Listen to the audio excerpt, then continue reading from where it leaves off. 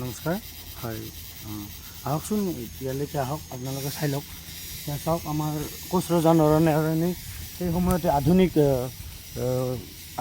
আধুনিক ধৰণৰ শৌচালয় প্ৰসাৱগাৰ আদি বনাইছিলে। এয়া আপোনালোকে চাই লওক বস্তুটো। এয়া এইবিলাক পৰ্যটনৰ ক্ষেত্ৰ হ'ব পাৰে। পৰ্যটনৰ প্ৰচুৰ সম্ভাৱনা আছে।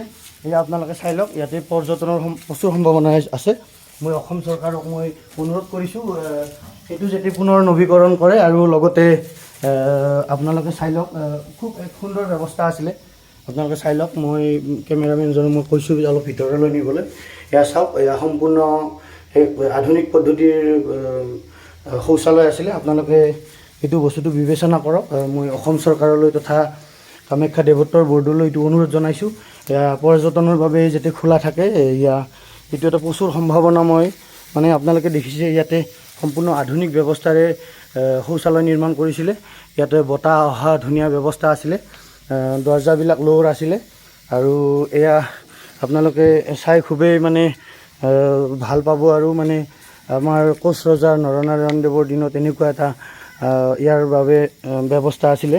তেখেতসকলে ভৱিষ্যতৰ কথা চিন্তা কৰি আমাৰ মা কামাখ্যাৰ মন্দিৰৰ বিভিন্ন মঠ মন্দিৰসমূহ, ওপৰত বহুত মঠ মন্দিৰ আছে। আপোনালোকক মই ক'ব বিচাৰিছোঁ যে প্ৰায় ইয়াত 100ৰো অধিক মা দেৱীৰ লগতে দেৱ দেৱতাৰ মন্দিৰ আছে।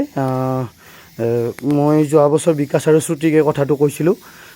সিহঁতে কথাটো কৈছিলে কুশলদা, ইয়াৰ পিছত নেক্সট আহিলে আমি বস্তুটো ভিডিঅ' আকাৰে জনাম।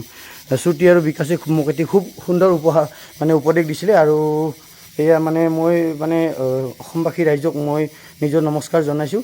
আৰু লগতে কামাখ্যা দেৱোত্তৰ বৰ্ড আদি সংশ্লিষ্ট কৰ্তৃপক্ষ মই সকলোকে অনুৰোধ জনাইছোঁ ইয়াতে যেন ইয়াৰে গোটেইখিনি ব্যৱস্থাপনা যিখিনি দেখিলে আপোনালোকে, এই বস্তুখিনি বহল ভিত্তিত প্ৰচাৰ হ'ব লাগে। অসম ভিত্তিত বস্তুটো সজাগতা এটা আনিব লাগে আৰু গোটেই ভাৰতবৰ্ষতে আমাৰ নামটো উজ্জ্বলি থাকিব, সেনেকুৱা ধৰণৰ কাম কৰিব লাগে। মই অসমৰ মাননীয় মুখ্যমন্ত্ৰী মাননীয় ডক্টৰ হিমন্ত বিশ্ব শৰ্মা ডাঙৰীয়া দেৱক মই অনুৰোধ জনাইছোঁ ইয়াৰ বাবে যাতে চিন্তা কৰে অলপ। খুব ভাল কথা। মই খুব এইটো কথা অন্তৰত বাজি আছিলে যোৱা বছৰৰ পৰা। বিকাশ আৰু শ্ৰুতিৰ লগত আহোঁতে মই কথাটো লক্ষ্য কৰিছিলোঁ।